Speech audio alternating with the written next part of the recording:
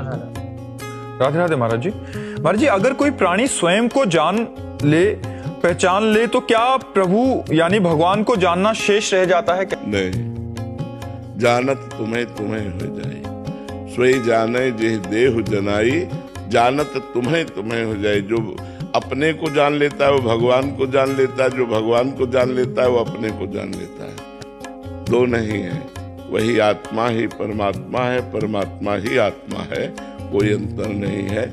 अगर हम जैसे पूरे ट्रक के एक बोरे का परखी के द्वारा देख लिया तो पूरे ट्रक का दाम लगा देते हैं, ऐसे ही भगवान का अंश स्वरूप आत्मा है।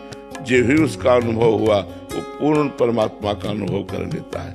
आत्मबोध होते ही वो परमात्मा का साक्षात्कार कर लेता है, पर बहुत कठिन है आत्मबोध होना। इस शरीर में इतनी आसक्ति हो गई है, इंद्रियां इतनी भोगों में प्रबल हो गई हैं कि आत्मा की तरफ वृत्ति ही नहीं जाती, देह की तरफ ही वृत्ति रहती है, भोगों की तरफ वृत्ति रहती है। बड़ा उल्टा हो गया है।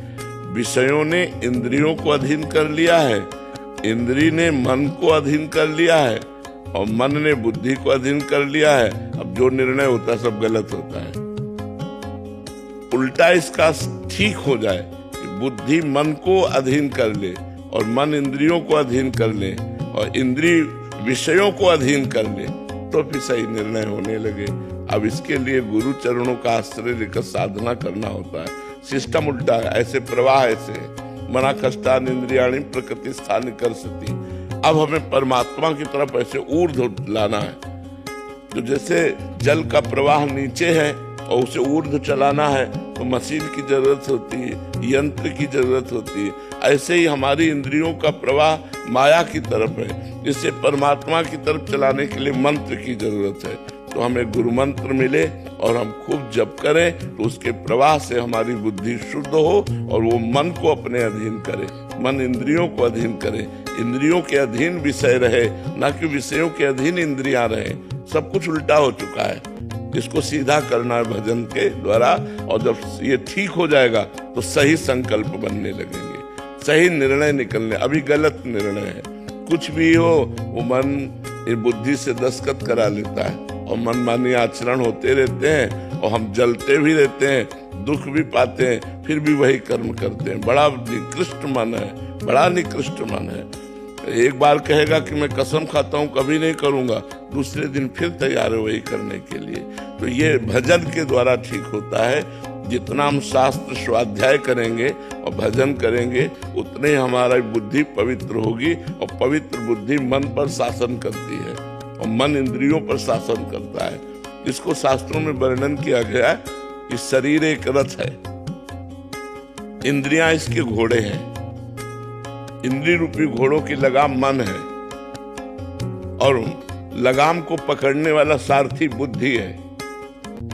अब बुद्धि अगर शिथिल है, लगाम छोड़ दी तो इंद्रिय रूपी घोड़े कहीं भी गिरा सकते हैं। जैसे ड्राइवर नशे में कहीं भी ठोक सकता है गाड़ी को, ऐसे हमारी बुद्धि माया के नशे में है। अब माया का नशा उतरे तब सही ये मार्ग चयन करके चल पावे। अभी तो जो मन आया सो खा लिया, जो मन आया सो पी लिया, जो मन आया देख लिया, जो मन आया सुन लिया, जो मन आया भोग लिया, यही है मनमानी आचरण होना।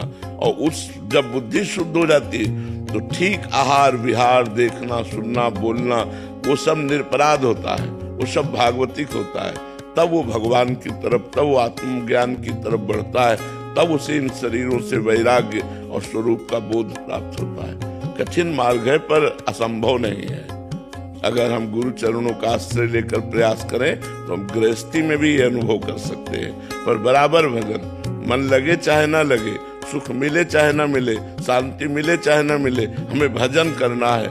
ऐसा जो निश्चय कर लेता है वो निकल जाता है। और जो ये कि सुख मिले, अरे अभी तो वही काम आ रहा है, अभी तो वही मन अशांत है, इसका मतलब कोई लाभ नहीं मिला, और उसकी श्रद्धा पे टिक नहीं पाती है। बहुत काल तक भजन करता रहे तब वो माया को परास्त करके स्वरूप बोध की तरफ बढ़ता है।